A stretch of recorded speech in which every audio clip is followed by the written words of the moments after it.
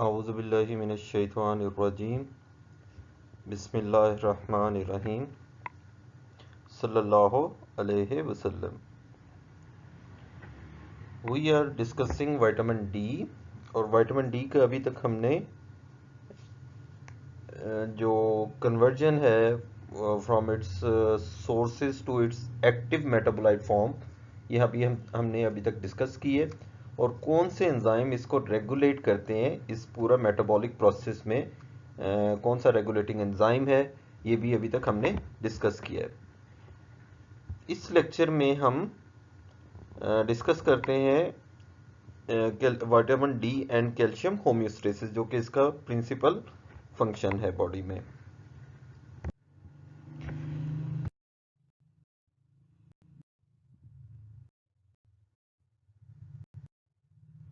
Okay, vitamin D के बहुत सारे फंक्शन है, लेकिन इसका जो प्रिंसिपल फंक्शन है बॉडी में वो इसकी कैल्शियम की होम्योस्टेसिस के साथ जो है वो मुंसलिक है।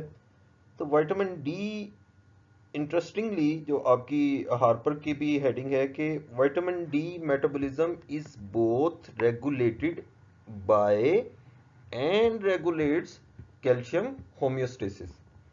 कि विटामिन डी की जो रेगुलेशन है बजाते खुद वो कैल्शियम को रेगुलेट भी करती है, और calcium in term vitamin D को रेगुलेट करता है।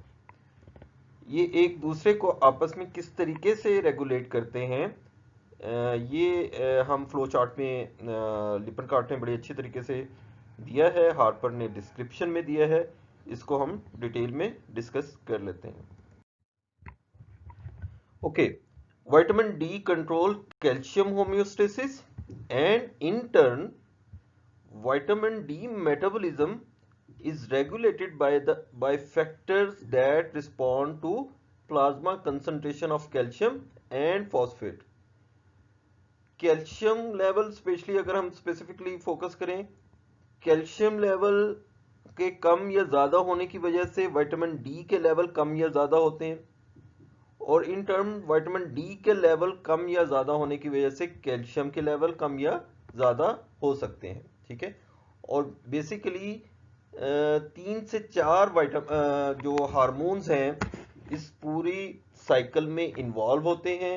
इसकी रेगुलेशन, इसके सेंसर्स 2 से 3 जगह के ऊपर कैल्शियम और विटामिन डी के लेवल्स को मॉनिटर कर रहे होते हैं, और हमारे 2 से 3 ऑर्गन्स जो हैं इस प्रोसेस में इन्वॉल्व होते हैं।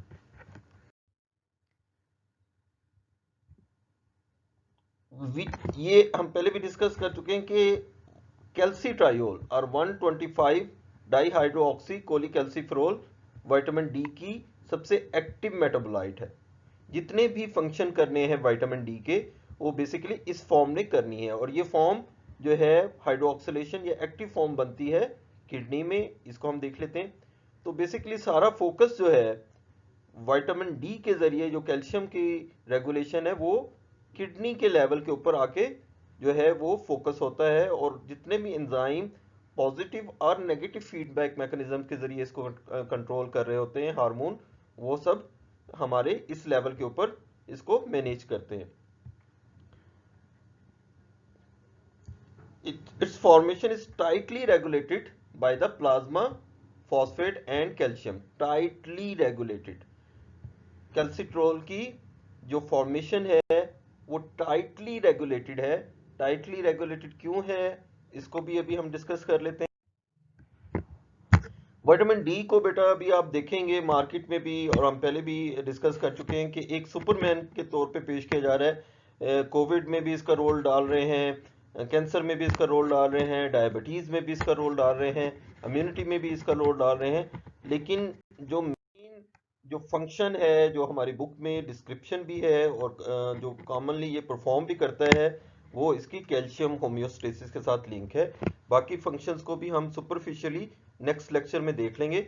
इस लेक्चर में हम कैल्शियम होम्योस्टेसिस डिस्कस करते हैं, क्योंकि जो इसका मेन फंक्शन है या प्रिंसिपल फंक्शन है, और इसके सभी फंक्शन चाहे वो डायबिटीज़ में है, इम्यूनिटी में है, कोविड में है, कैंसर में है, ये सभी फंक्शन जो है कैल्शियम होम्योस्टेसिस में है, ये मैनेज होते हैं, कंट्रोल होते हैं, एग्जीक्यूट होते हैं बाय द न्यूक्लियर रिसेप्टर्स, जो कि हम विटामिन ए में भी उसकी डिस्क्रिप्शन देख चुके हैं, और नेक्स्ट लेक्चर में एक दफ़ा फिर थोड़ा सा इसको रिवाइज कर लेंगे। Calcitrol achieves it in three ways. It increases the intestinal absorption of calcium. It reduces the excretion of calcium in the kidney, and it mobilizes the bone minerals, यानी कि कैल्शियम को वहां से बाहर निकाल लेता है। कि हम विटामिन डी को बहुत ज़्यादा कोरिलेट करते हैं विद आवर बोन स्ट्रेंथ, कि कमर दर्द भी हो रहा है, मोरों का मसला है तो जी या हड्डियों का खुर रही है बड़े बुरों में, तो ऑस्टियोप्रोसिस हो रही है, तो कैल्शियम लेवल आप इंक्रीज करें जी, विटामिन डी ले। जबकि हमने यहाँ इस पूरे स्क्रीन में, इस पूरे फ्लो चार्ट में ये बात की कि कैल्शियम तो बोन से वो निकाल लेता है, विटामिन डी तो कैल्शियम को बोन से जो है वो डीमिनरलाइज करता है, कैल्शियम के लेवल को वहां से निकाल के ब्लड में लेके आता है। तो अगर विटामिन डी के लेवल ज़्यादा होंगे तो ये तो कैल्शियम को बोन से ज़्यादा निकाल के सारा ब्लड में लेगा। तो बेटा इसकी दो वजूहत हैं। विटामिन डी जो है वो बोन्स में कैल्शियम को मेंटेन करता है इस सारी फ्लो चार्ट में की अगेंस्ट डिस्कशन में, कि उसमें पहले जो इसके दो जो रोल हैं, from the intestine and from kidney से स्क्रीशन और इंटेस्टाइन से एब्जॉर्प्शन ऑफ कैल्शियम, ये इसका प्रीडोमिनेट करता है। एक तो ये वजह है। सेकंड जो इस फ्लो चार्ट में एक चीज मिसिंग है, और वो हम विटामिन के में डिस्कस करेंगे।